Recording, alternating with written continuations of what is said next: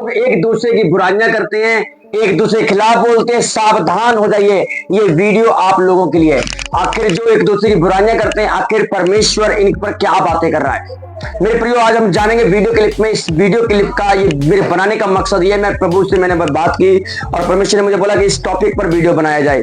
मेरे प्रिय, इसके विषय में बाइबल क्या कहती है, आज हम उसके विषय में बात करें। बुराई करना कितना हानिकारक है, हम इस वीडियो क्लिप में जानेंगे। हेलो दोस्तों, आप सभी को जय मसीह की। मैं परमेश्वर का दास प्रॉफिट टिंकू आपका स्वागत करता हूं एक नई और दमदार और पावरफुल वीडियो में, मॉर्निंग प्रेयर के साथ। परमेश्वर आपको आशीष दे और आपके जीवन में काम करे। हम पढ़ेंगे इसके विषय में। मेरे प्रियो, हम पहले जीपीटी से हमने पूछ लिया इस सब विषय में।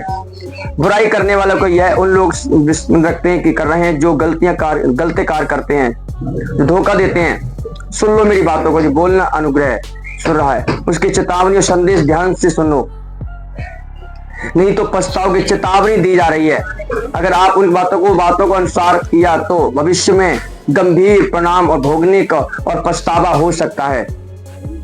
बाइबल में भी ये सब संदेश मिलते हैं। जो बुराई करते हैं, यदि वो मन ना फिराएं और सही इस रास्ते पर ना लौटाएं तो वह नाश हो जाते हैं। इसके विषय में नीति वचन में लिखा, नीति वचन 22:8 में लिखा, जो बुराई करता है वो विपत्ति काटेगा। जो बुराइयां करता है, एक दूसरे के खिलाफ बोलता है, खुदा के दासों को, नबियों के खिलाफ बोलता है, मतलब वो बुराई काटेगा, विपत्ति को भोगेगा। और उसके मत्ती उसकी 3:2 में लिखा है, मन फिराओ क्योंकि परमेश्वर का राज्य निकट आ चुका है। जब मन नहीं फिराएंगे तो परमेश्वर का क्रोध हमारे पर भड़केगा। अगर हम बुराई कर रहे हैं एक दूसरे की, इधर खिलाफत कर रहे हैं, और बाइबल कहती है वो विपत्ति को काटेगा, वो नाश हो जाएगा, मिट जाएगा वो। इसके वजह से स्वर्ग का राज्य निकट आ चुका है। माफी मांगने जरूरी है मेरे प्रियो। इसमें आगे लिखा है, चेतावनी का संदेश देना बुराई करने वालों को, परिणाम भविष्य में जिसमें मार्ग पर चलने की हो सकता, भय अगर नहीं बुरा होगा।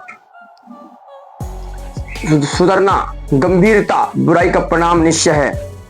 मतलब बुराई का परिणाम उनको मिलेगा, उनके जीवन में जो बुराई करते हैं उनका परिणाम उन्हें मिलेगा।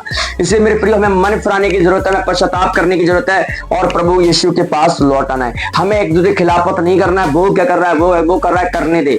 आप अपना देखो, यीशु मसीह के नाम है। लिखा है कि जैसा तुम बोओगे वैसा ही तुम काटोगे। अगर आप बुराई को बोल तो बुराई ही काटने को आपके जीवन में मिलेगा। यहाँ पे क्या लिखा, अगर तुम बुराई बोलते तो विपत्ति को काटोगे।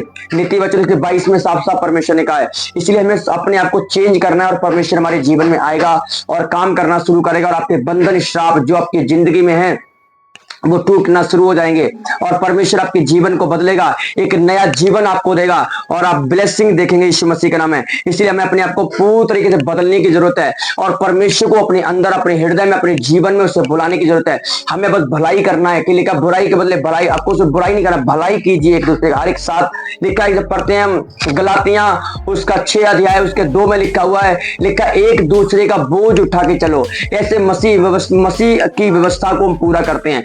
एक दूसरे का बोझ उठाओ, मतलब बुराई करने से नहीं, नफरत करने से नहीं, जलन करने से नहीं, हमें उनका बोझ उठाना है। मतलब उनके लिए प्रेयर करना है, उनके विषय में परमेश्वर के सामने बताना है। जब पढ़ते हैं, परमेश्वर ने बहुत जगह पे ये सब बातों को कहा है, गलातिया में भी कहा है और बहुत सारी परमेश्वर ने जगह विषय में कहा कि मैंने अशुद्ध मन वाला कोई पाया नहीं जो तुम्हारे पवित्र मन से तुम्हारी चिंता कर सके।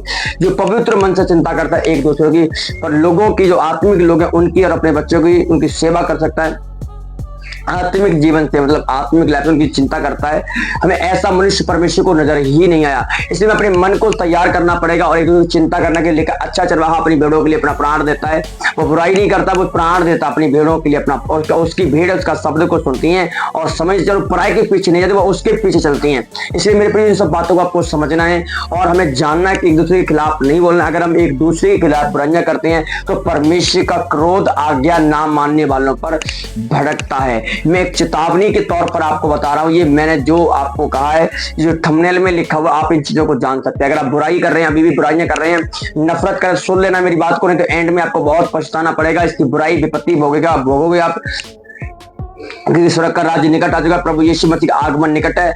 2025 हमारी तैयारी का है मेरे प्रिय। बुराई कर मत उसे निकाल दो, सो करके मत निकालो, समय को पहचानो और परमेश्वर आपके जीवन में काम करेगा और आपके अंदर काम करेगा, आपके घर में परिवार में काम करेगा और परमेश्वर उन बंधनों को, श्रापों को तोड़ना शुरू कर देगा। इसलिए हमें भरोसा रखना है और प्रभु आपकी जिंदगी में काम करे और आपको आशीष दे और आपको आगे बढ़ाए। यीशु के नाम में आमीन।